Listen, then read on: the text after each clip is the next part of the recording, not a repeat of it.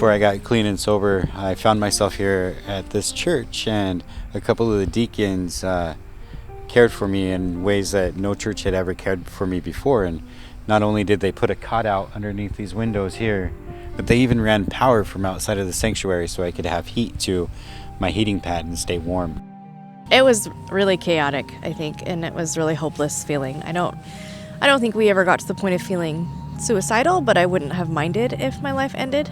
Kevin told me he'd said a prayer and asked for God to somehow remove me from our situation because we weren't doing well. And I got arrested that day and revoked on my house arrest and spent 3 months in jail pregnant with my first son. That's where my transformation happened. I was praying to God to change everything because I didn't know how to do it. It took me about a good month after her being incarcerated for me to really decide that I needed to get clean. And I found myself behind this little church in Burlington, and up on the hill was a cross. It's called it's the cross on Burlington Hill. I didn't know anything about God, religion, or anything like that. I just knew from growing up with my grandmother, who was a devout Catholic, that the cross symbolized some sort of refuge. Being there in that place, there would be a train that would come by, and the way my addicted brain worked at the time was that was the sound of God's trumpet coming to scare all the evil away that I had done and to reclaim me as his own. I went to the Bible study in the jail, and the women at the time that were putting it on were from Tierra Nueva, which is the pastors of Tierra Nueva are ordained in Northwest Coast Presbytery. And we made that our home church and our community when I got out of jail. This church here was without a pastor, and Kevin had expressed to Bob Ekblad that he really wanted to get training to be a pastor. So Danielle and I came out here and we did a sermon together. It was about 5 minutes long, and it was one of the most mortifying experiences I've ever experienced. But his heart and the message that he brought, just in those little 5 minutes, we were like, he really, really, really is moving with the Spirit. He had such a heart for doing it. So he trained to become a commissioned lay pastor. You know, having pastors that have been out of seminary, they've never experienced homelessness and drug addiction and those things. And so a lot of the scriptures that we've heard over and over and over all of a sudden had a new light to them because they were told from a different viewpoint.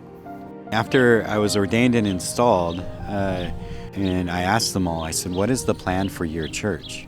One of the ladies looked at me and said, "Well, that's why we hired you." And that's when I cast the vision for this place of cleaning ourselves up from the inside out and then increasing our footprint in the community. We were approached by the county to do a pilot program for a 4-week cold weather shelter for homeless individuals here. We did a public information meeting where the church sanctuary was just packed. And that whole process, while necessary, there's a lot of pieces of it that were just horrible.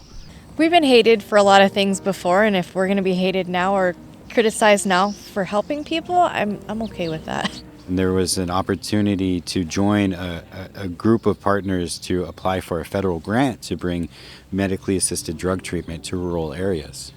We invited these grant partners in to explain the process to the session, and they all said yes. It's not one little church that's going rogue. It's a whole group of partners that are trying to do something different than just trying to arrest our way out of something.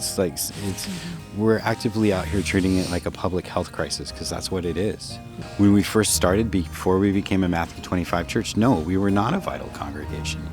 But as we started to grow and more people started to come and more children started to come, we started becoming more vital in our own right.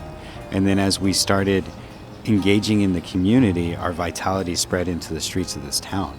In Matthew 25, Jesus is very deliberate in who he wants the community to engage with. He wants us to care for the sick and the broken. He wants us to visit those who are in prison.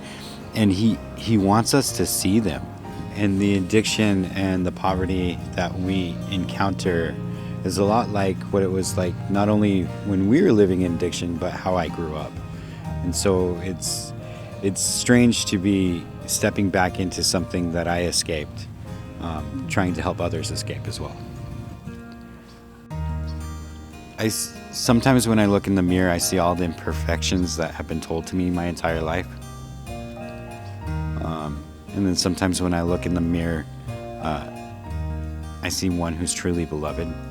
I have to believe that I am beloved in more than any label that I've ever been given my entire life. Every one of us is broken and we all need Jesus. Some of us just manifest our brokenness in different ways. Just because somebody's homeless and addicted doesn't mean they're more broken than you are. Their brokenness just shows differently. We believe the addiction's a disease of loneliness and that people really just need community to heal from something like that. Yeah. It's a symptom of trauma. Nobody is beyond resurrection. If it can happen to us, it can be anybody. Yeah.